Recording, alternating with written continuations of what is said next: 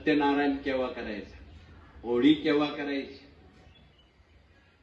उभ्या असणाऱ्या आमच्या भगिनींनी त्यावर मार्गदर्शन करावं की आपली होळी पौर्णिमा सत्यनारायण पूजन 2 मार्चला आहे आणि 3ला चंद्रग्रहण पाळावं.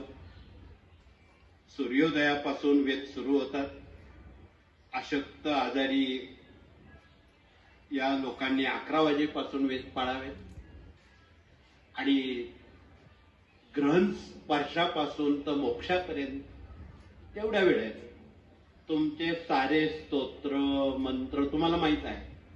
तुमच्याकडे स्त्री सुक्त आहे, पुरुष सुक्त आहे, सारी मंत्र संपदा आहे, गायत्री मंत्रापासून तर सर्व मंत्रांपर्यंत यथाशक्ती ती मंत्र घासून पुसून घ्यावी.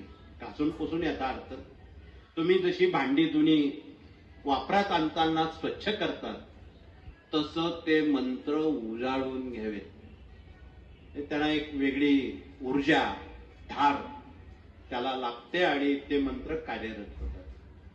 म्हणून आपण या ग्रहणाचं औचित्य ठेवून आपण मराठी अस्मितेकडे वळताना